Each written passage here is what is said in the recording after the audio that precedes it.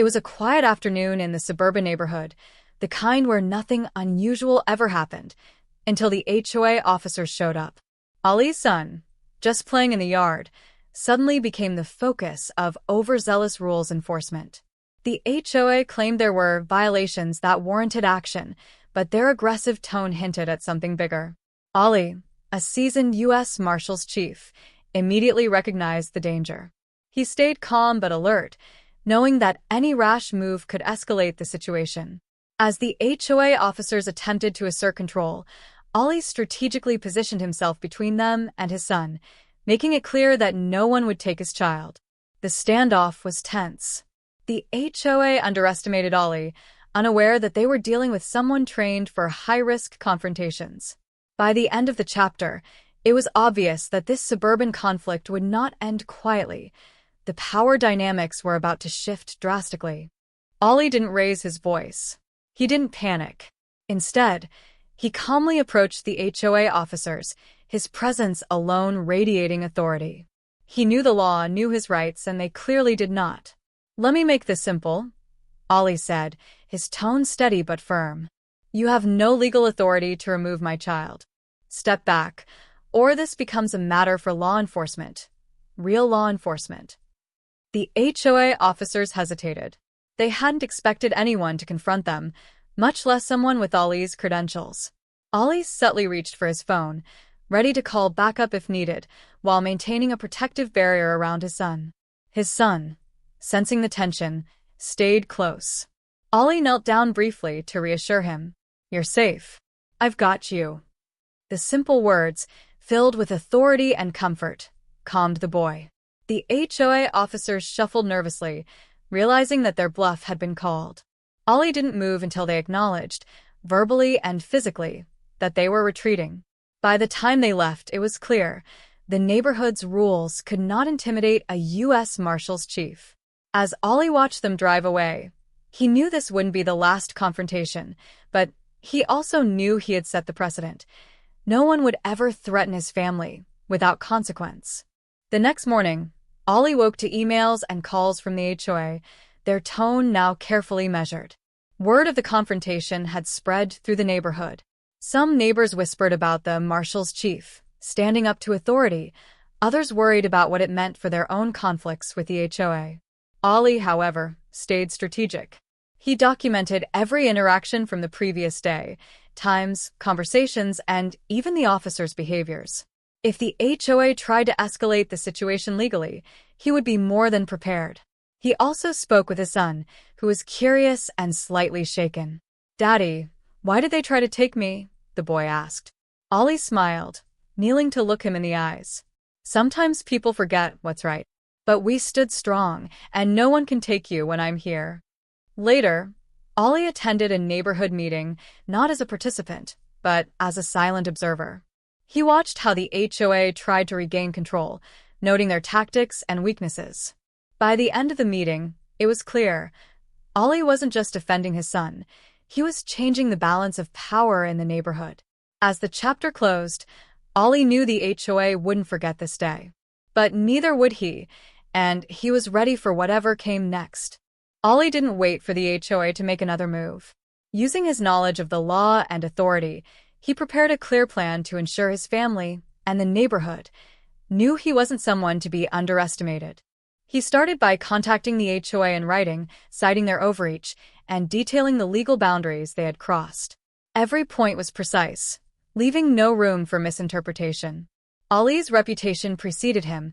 The HOA officers realized quickly that this wasn't a bluff.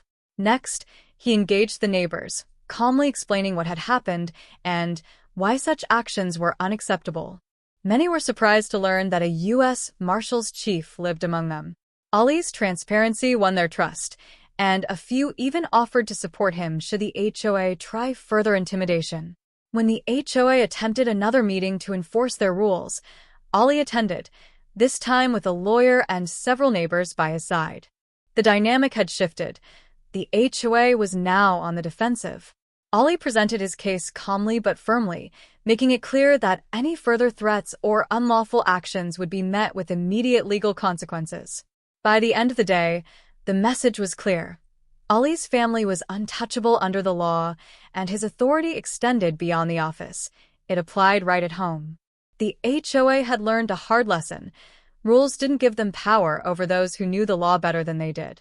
As Ollie left the meeting, his son walked beside him. The boy smiled, proud and safe. Ollie knew the fight had been won, but the chapter left him with one thought: vigilance isn't optional. It's a responsibility. With the HOA now firmly on notice, Ollie focused on restoring peace at home and in the neighborhood. He spent more time with his son, teaching him simple lessons about standing up for what's right and understanding boundaries, lessons the boy would remember for life. The neighborhood, once tense with petty conflicts and fear of overreach, began to relax.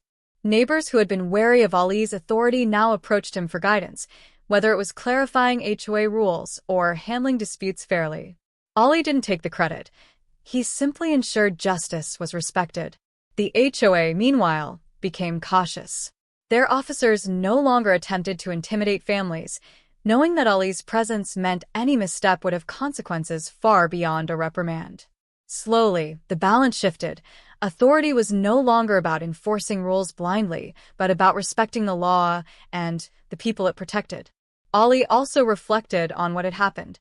Being a U.S. Marshals Chief wasn't just a job, it was a responsibility that extended to every corner of his life, even his own backyard. The confrontation had tested him, but it had also strengthened his bond with his son. By the end of the chapter, life returned to a calm rhythm. Ollie's family felt safe, neighbors felt heard, and even the HOA learned that overstepping boundaries came at a cost. Ollie knew vigilance would always be necessary, but for now, justice had prevailed, and his family was secure. Just as life seemed to settle, Ollie noticed subtle changes in the neighborhood. The HOA wasn't openly confrontational anymore, but small, passive-aggressive actions began to crop up. New rules posted in obscure corners, vague warnings about landscaping or noise, and quietly spread rumors. Ollie understood immediately. This was a test. The HOA wanted to see if fear or confusion could replace authority. He didn't panic.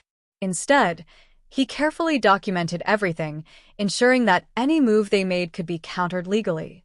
He also began quietly mentoring other families, showing them how to assert their rights without escalating conflict.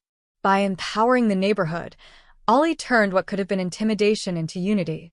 One evening, a subtle attempt was made to enforce a rule, one that clearly exceeded the HOA's authority. Ollie calmly intervened, referencing legal statutes and the documented history of their overreach. The HOA officer's face betrayed their surprise. They hadn't expected him to respond so decisively without raising his voice. By the chapter's end, Ollie had made it clear: subtlety or deception would not work against him.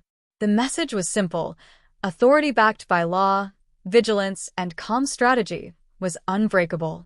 His son watched from nearby, learning firsthand that true strength often lay in patience, knowledge, and measured action. Ollie knew the final step wasn't about confrontation. It was about establishing lasting respect. He called a neighborhood meeting, this time framed as an open forum for communication, not conflict. The HOA attended, cautiously polite, aware that Ollie's presence alone set the tone. He began by acknowledging the importance of rules, but emphasized the necessity of respecting boundaries and the law. Using real examples from past conflicts, Ollie showed how overreach could harm both families and the HOA's credibility. His calm, confident demeanor left no room for argument. Neighbors, many of whom had once feared the HOA's arbitrary enforcement, now voiced their support for Ollie. They understood that he wasn't just protecting his family, he was ensuring fairness for everyone. Even the HOA officers, now fully aware of Ollie's authority and legal knowledge, listened quietly, knowing they had been outmatched not by aggression, but by expertise and integrity. By the end of the meeting, the dynamic had completely shifted. Rules were enforced fairly. The neighborhood felt safer, and Ollie's son saw the ultimate lesson: true strength doesn't rely on intimidation. It comes from knowledge, preparation, and standing firmly for what's right. As Ollie walked home with his son, he felt a quiet sense of victory. The threat had passed, the neighborhood was united, and most importantly, his family was safe. Life had returned to its normal rhythm, but now with a foundation built on respect, vigilance, and unwavering authority. Even with the neighborhood stabilized, Ollie knew vigilance never truly ended. The HOA incident had been a wake-up call. Complacency could invite challenges, even subtle ones. So he began looking beyond his immediate surroundings, keeping an eye on local governance, community disputes, and even potential threats to families in nearby areas. Ollie also took the opportunity to teach his son more about responsibility and resilience. They spent evenings discussing scenarios, problem-solving, and understanding the law, not to intimidate, but to empower. His son began to see that authority wasn't about force, it was about preparation, observation, and decisiveness.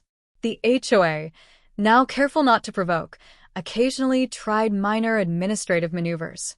Each time, Ollie responded calmly but decisively, often resolving issues before they escalated. Word spread. This wasn't just a neighborhood protected by rules, it was a neighborhood guided by someone who understood the true meaning of law and protection.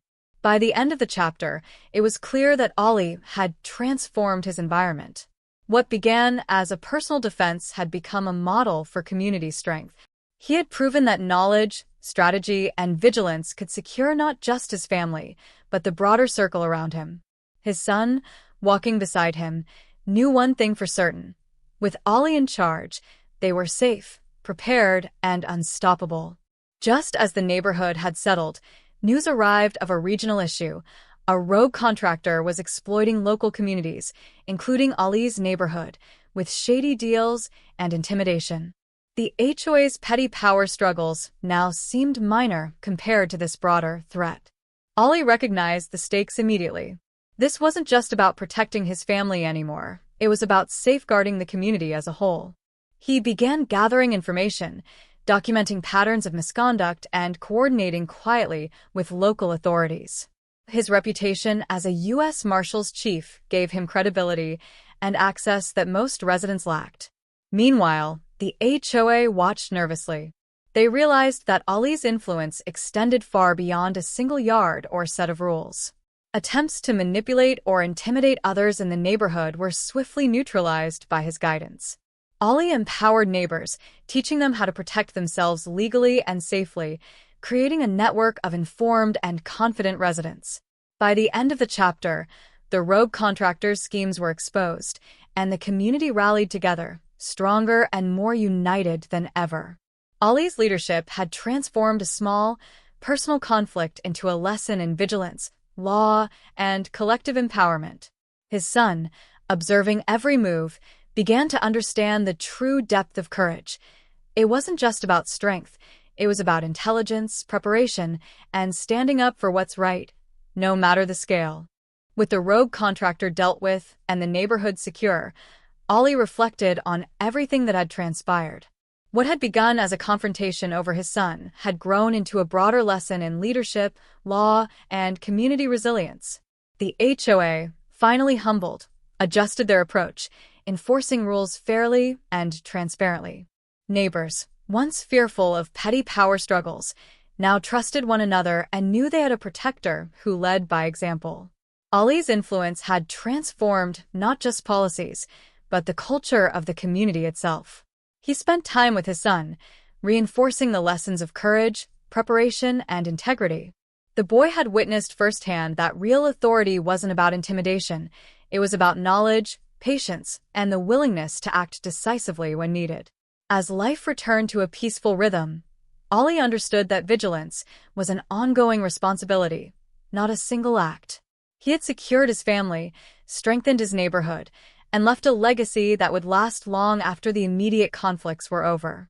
Walking through the streets of his community, with his son by his side, Ollie knew one thing clearly: justice, when guided by wisdom and courage, could transform fear into security and challenge into lasting respect. The story ended not with a final battle, but with a quiet triumph: a father, a son, and a neighborhood that had learned the true meaning of protection, authority, and integrity. Months had passed since the neighborhood turmoil. Ollie's son had grown more confident, learning from his father the importance of awareness, resilience, and standing up for what's right. The HOA, now firmly under community scrutiny, had become an organization that actually served the residents rather than intimidating them. Ollie began hosting informal neighborhood meetings, not to assert authority, but to educate families about legal rights, safety, and preparedness. His reputation had turned into a resource, and neighbors appreciated his guidance, seeing him as a mentor rather than just a protector. When minor disputes arose, they were handled calmly and efficiently, often resolved before escalating. Ollie's presence had created a ripple effect. Families felt empowered to speak up and take action when needed, knowing they were supported by knowledge and the law. Even his son contributed, offering small but thoughtful suggestions on problem-solving. It became clear that the lessons of vigilance, courage, and integrity were being passed down. The neighborhood was no longer a place of fear or power struggles. It had become a community built on trust, respect, and shared responsibility.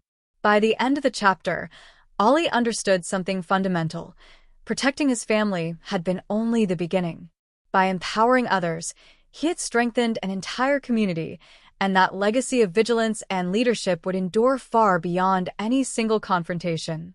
Life in the neighborhood had mostly stabilized, but Ollie knew that threats weren't always local. News came of a regional security issue.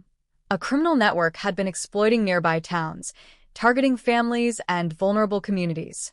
While it didn't directly affect his neighborhood yet, Ollie understood that ignoring it could have far-reaching consequences. He began coordinating discreetly with law enforcement contacts, using his experience as a U.S. Marshals Chief to gather intelligence and advise on strategy. His neighborhood became a model for preparedness, with families learning how to protect themselves while supporting one another. Even the HOA, now fully aware of Ollie's capabilities, offered assistance in ensuring neighborhood safety, recognizing the benefit of collaboration over confrontation. Ollie used this opportunity to strengthen relationships, showing that authority could protect, educate, and empower without intimidation. As his son watched, he began to understand the larger lesson. Leadership wasn't about controlling others. It was about guiding them, preparing for challenges, and acting decisively when necessary. Ollie's actions not only safeguarded his family, but also created a ripple effect of vigilance and resilience across the wider community. By the chapter's end, Ollie realized that protecting his family had evolved into a mission of community stewardship. Challenges would continue to arise, but with knowledge, preparation, and courage, he and those around him were ready for anything. Ollie's efforts had started locally, but now the impact was spreading regionally. Families from neighboring towns began reaching out, seeking advice on dealing with similar disputes, whether with overbearing HOAs, unscrupulous contractors, or local threats. Ollie realized that his experience could benefit more than just his immediate community. He began organizing a network of like-minded residents and law enforcement contacts, creating a system to share knowledge, coordinate responses, and ensure communities had access to protection and guidance. It wasn't about power, it was about empowering others to safeguard themselves and their families. Ollie's son, now more aware of the responsibilities that come with authority, assisted in small ways, helping with communications, observing patterns, and learning firsthand the importance of vigilance. The lessons went beyond personal safety. They were about integrity, preparedness, and leadership. The HOA, now fully compliant and respectful, had become a model organization for other neighborhoods. Ollie's influence had changed the culture. Where once arbitrary rules caused fear, now fairness and lawfulness prevailed. By the end of the chapter, Ollie saw that his initial confrontation over his son had grown into something much bigger, a network of protection, guidance, and education that could prevent conflicts and safeguard families across multiple communities. His legacy was no longer just local, it was spreading quietly but effectively, building resilience wherever it was needed. Ollie's network had grown beyond his expectations. Families across multiple towns relied on his guidance, and the system he had created was proving effective. But with growth came challenges. A criminal syndicate had begun targeting communities, testing the limits of local law enforcement, and exploiting neighborhoods without strong protections. Ollie recognized that this wasn't just a local skirmish, it was a test of leadership on a much larger scale. He coordinated with his network, setting up rapid communication channels, sharing intelligence, and mobilizing volunteers to support at-risk areas. His strategic planning mirrored the operations he had led as a U.S. Marshals Chief, but now on a community-wide scale. Through careful observation and precise action, Ollie and his network began neutralizing threats before they could escalate. Families were educated on recognizing warning signs, reporting suspicious activity, and protecting themselves. Even minor HOA disputes were handled proactively, preventing them from being exploited by outside elements. By the chapter's end, Ollie realized the true power of his approach. Leadership combined with preparation, knowledge, and a community united could overcome threats that would have overwhelmed individuals alone. His son, witnessing the coordinated efforts, understood that courage and responsibility weren't about heroics. They were about foresight, strategy, and protecting those who depended on you. The criminal syndicate's operations had reached a critical point, threatening multiple communities. Ollie's network was ready. Coordinating with law enforcement, neighborhood volunteers, and his trusted contacts, he executed a carefully planned operation that prioritized safety, prevention, and swift justice. Every element of the network worked seamlessly. Families were protected, suspicious activities were reported immediately, and the syndicate found themselves outmaneuvered at every turn. Ollie's experience, combined with the vigilance he had instilled in others, turned what could have been chaos into controlled, decisive action. By the end of the week, the syndicate was dismantled, and communities celebrated a victory they had never thought possible. The HOA conflicts, the rogue contractors, and petty disputes now seemed like minor preludes to the larger challenge Ollie had overcome. Ollie's son watched proudly, realizing the full impact of his father's leadership. Courage, preparation, and knowledge weren't just tools. They were a legacy to be passed down. The neighborhood and the wider community had learned that when authority is paired with wisdom and vigilance, even the most daunting threats can be neutralized. As Ollie walked home, the streets calm and safe once again, he understood that his journey wasn't about proving strength. It was about creating a system of protection, empowerment, and respect that would endure long after the immediate threats had passed. His family was safe, his community was strong, and his legacy was secure.